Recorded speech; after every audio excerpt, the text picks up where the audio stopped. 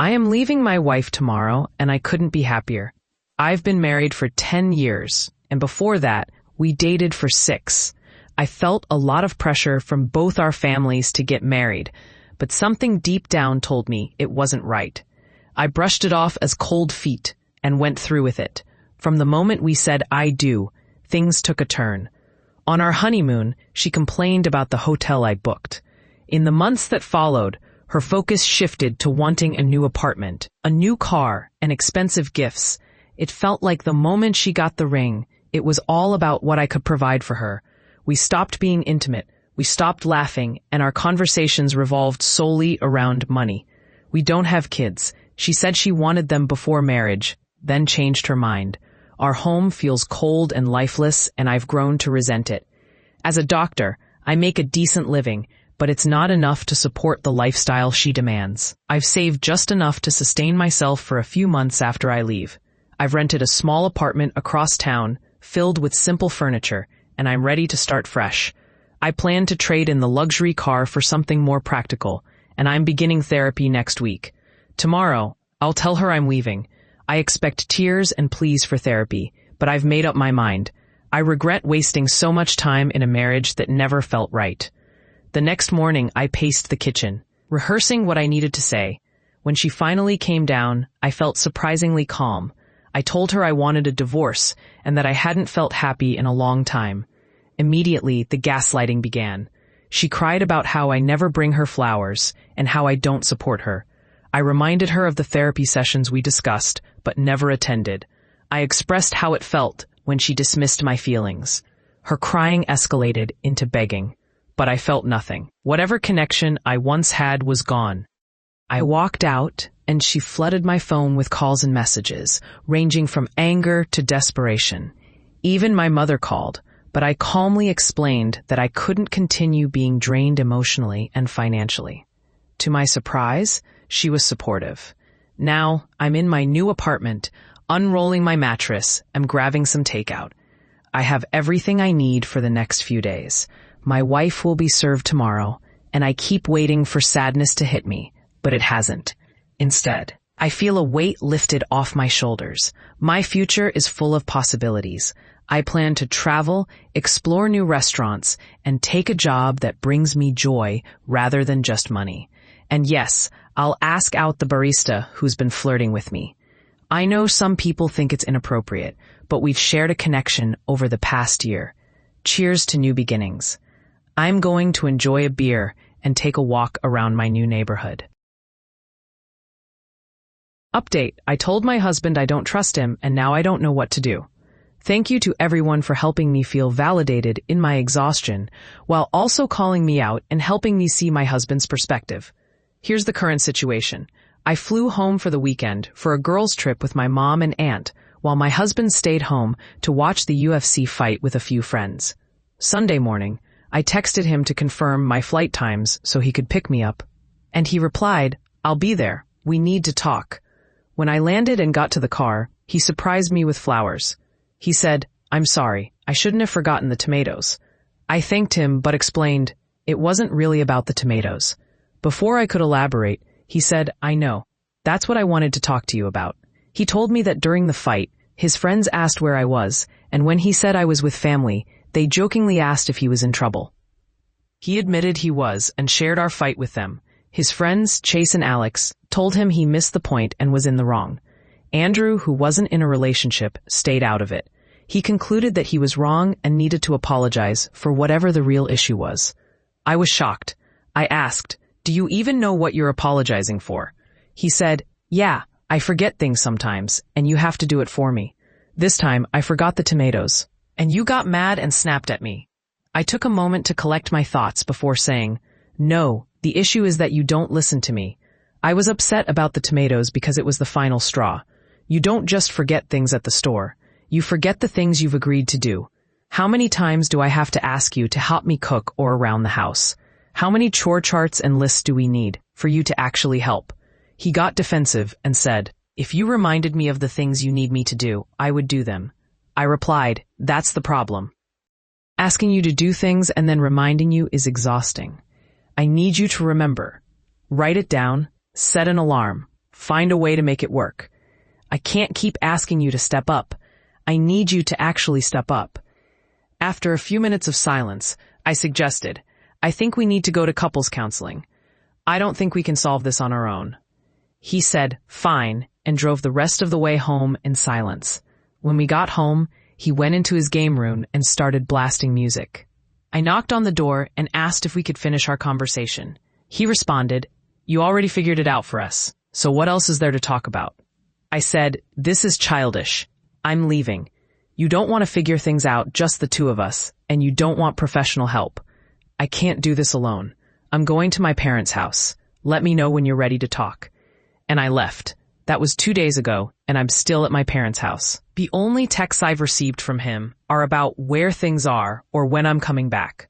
I haven't responded to the "where is X" messages, but I told him I'd return when he's ready for a serious conversation. No crying, no arguing, just a discussion about the real issues and how we're going to change things. I haven't heard back yet. The more I think about this situation, the more I realize I felt manipulated throughout this relationship. I'm always the bad guy. Everything is my fault, and I'm not allowed to express my emotions because it hurts his feelings.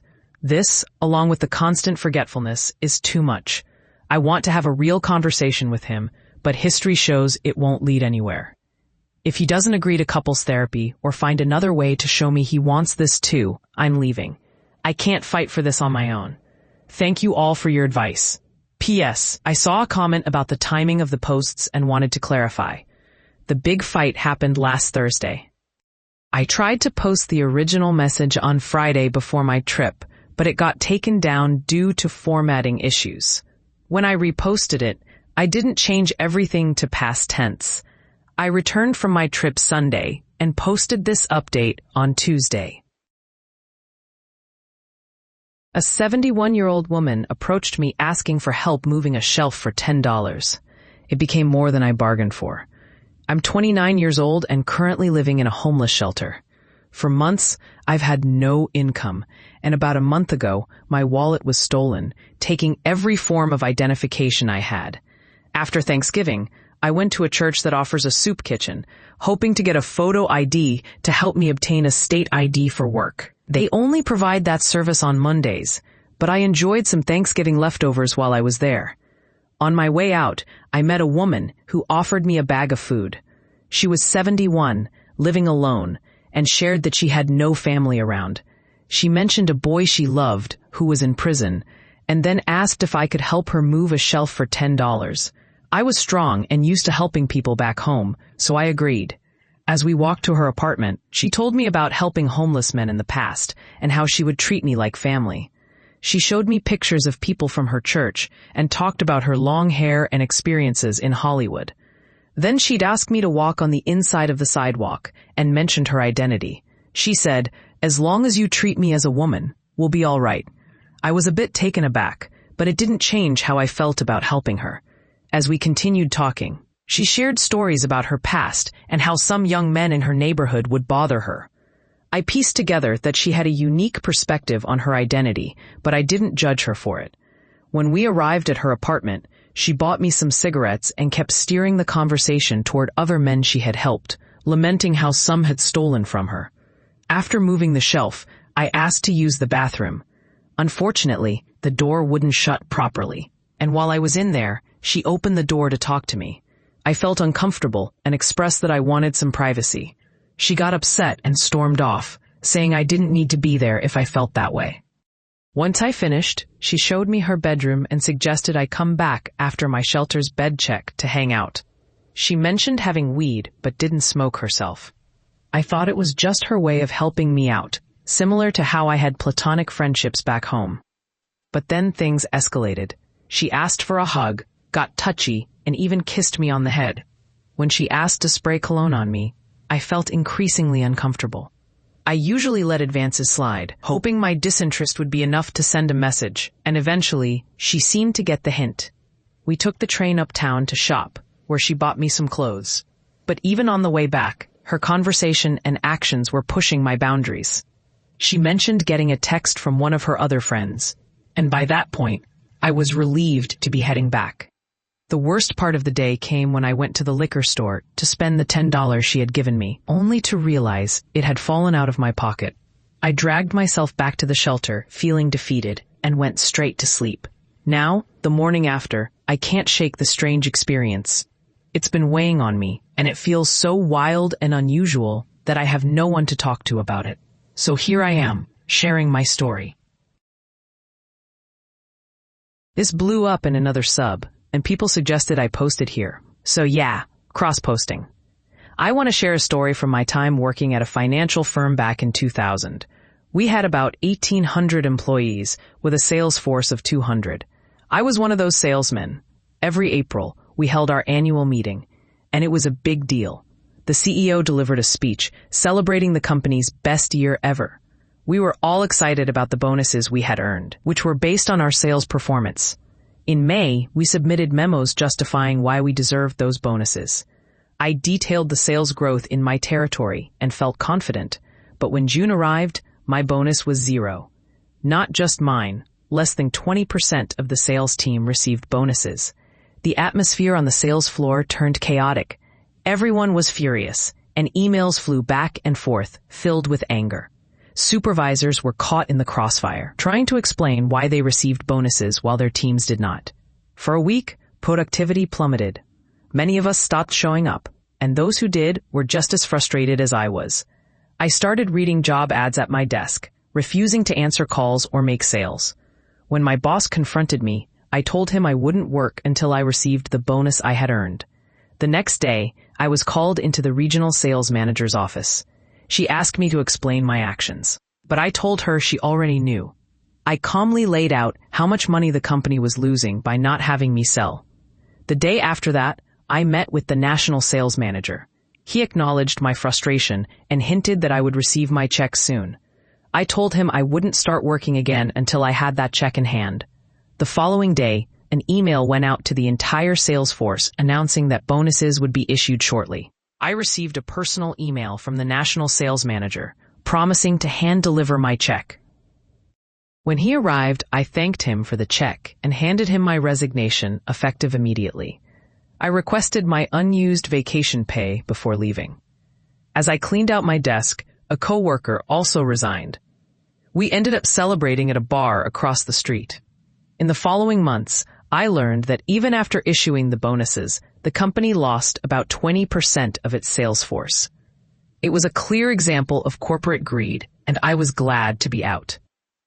The money we were owed was not just a bonus. It was compensation based on a predetermined formula. Everyone knew what they had earned, and the company had a long history of fair compensation. So yeah, that's my story.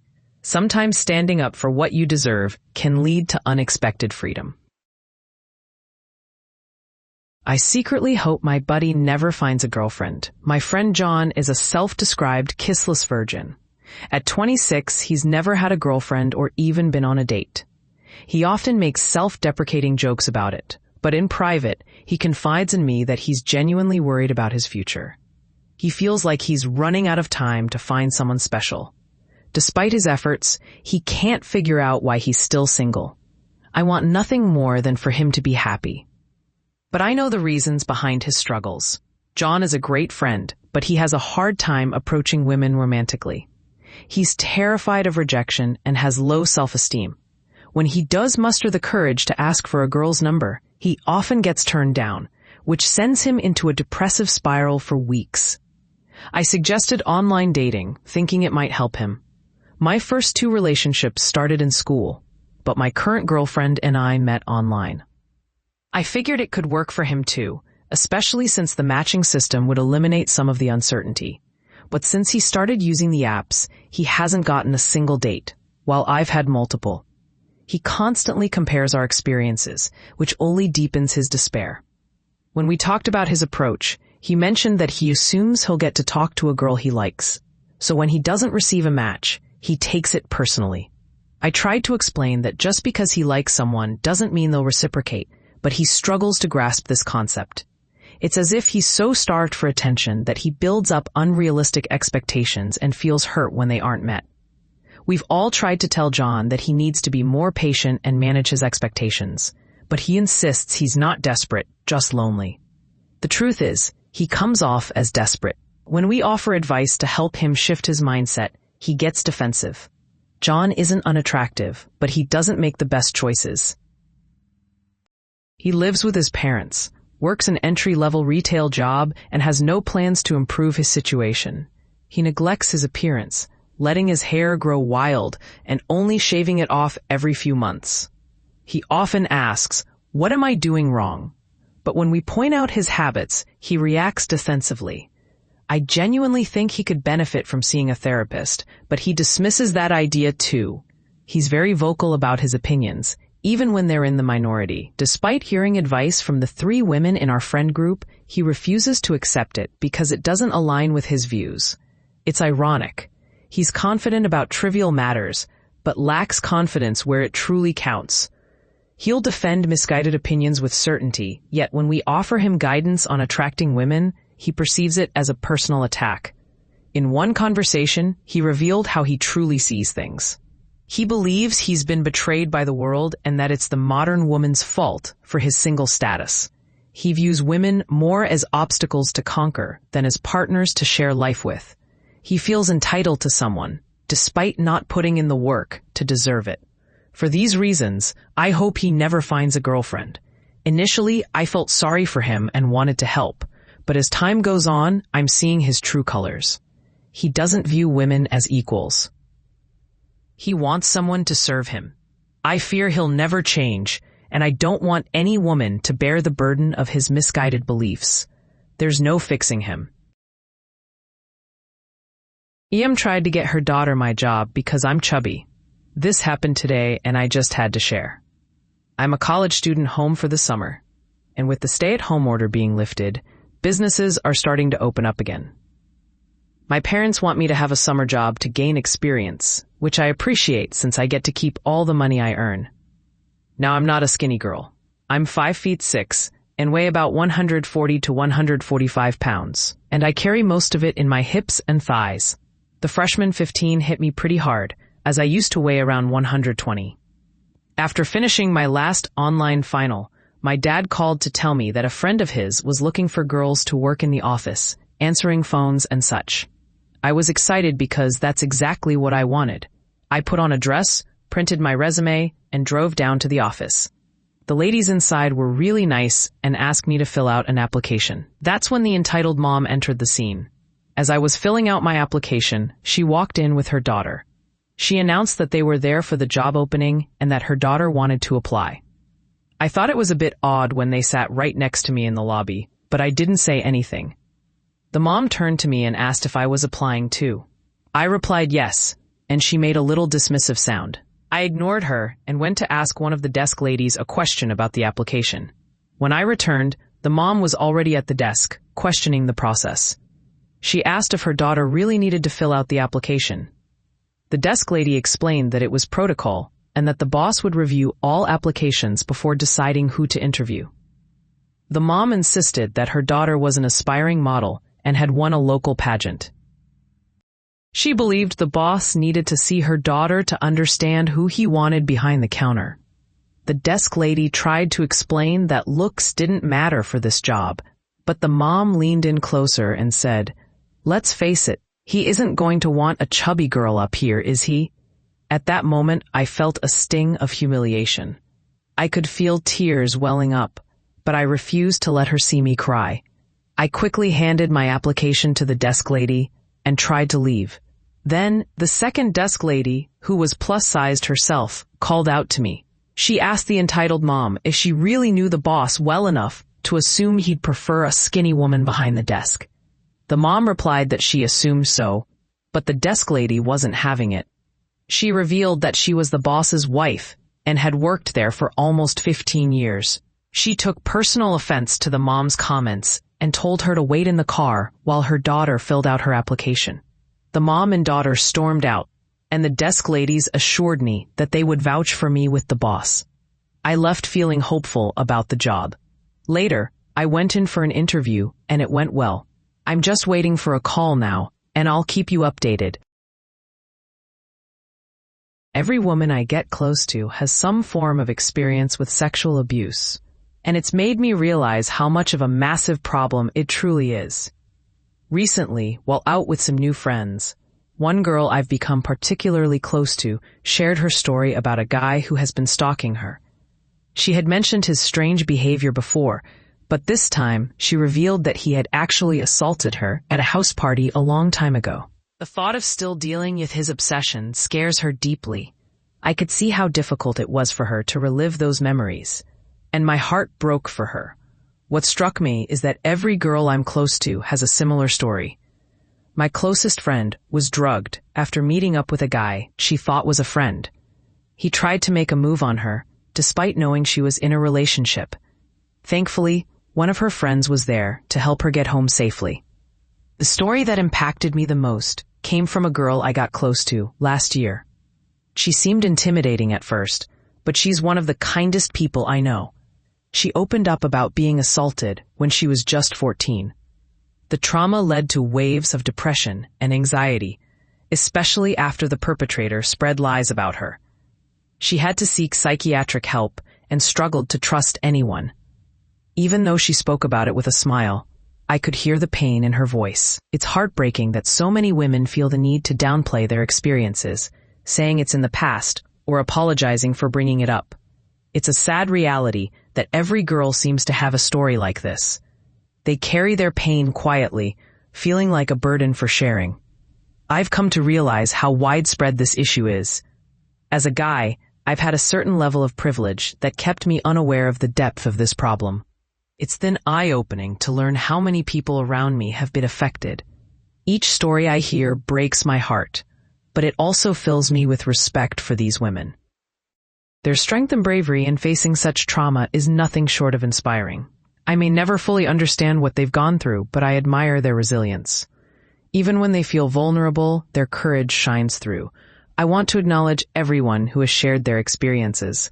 It's been incredibly moving to see such open discussions, and I plan to read through all the replies to honor those voices. Thank you for sharing your stories. It's been a powerful reminder of the strength within our community. User harasses cable company to fix a harmless typo. Back in 2010, I worked in tech support for a cable TV company. One day, I received a call from a customer who was frustrated about his on-demand service. He explained that a show was listed as 60 minutes long, but it cut off at 45 minutes, sending him back to live TV. I understood why this could be annoying, so I checked it out. Sure enough, the show was labeled as 60 minutes, but the end credits rolled at 45. I told him it seemed like a simple typo in the metadata and reassured him he wasn't missing anything important, but he wasn't satisfied. He insisted on speaking to a supervisor, so I transferred him, thinking it would resolve the issue. A couple of days later, I heard whispers around the office about a customer who kept calling to complain about the timestamps. Sure enough, when I answered the phone again, it was him. He repeated his issue, and I had to tell him again that it couldn't be fixed. He hung up, but I discovered he had called over 100 times a day about this. It was hard to believe he cared so much about something so minor. Days passed, and he called again, repeating the same complaint. My supervisor was nearby, and I could see he was just as baffled as I was. I explained to the customer that he had already spoken to every representative and supervisor multiple times. If it could be fixed, it would have been by now. The customer hung up, but I kept an eye on his account. He continued to call with the same frequency for weeks. Sometimes, a technician would be sent to his home, but nothing ever changed. Eventually, the content he was so fixated on expired, and I thought that might be the end of it. But then he called again, this time about a different show with the same issue. I realized it was the same pattern repeating. He would complain, call dozens of times a day, and occasionally speak to a supervisor, but nothing ever got resolved. One of my colleagues managed to ask him why he cared so much about this trivial issue. It turned out he was using on-demand as a timer, and the one program he found just happened to have incorrect metadata. Instead of using a regular timer or finding another show, he kept coming back to us for a solution. Eventually, someone suggested offering him DVR service, so he could watch his shows without worry. But he didn't like that idea and hung up on anyone who tried to sell it to him. Now, whenever we saw his name on the caller ID, we cut straight to the chase, trying to sell him DVR service, and he would hang up within a minute. It was a strange situation, but at least it made our call times a bit shorter.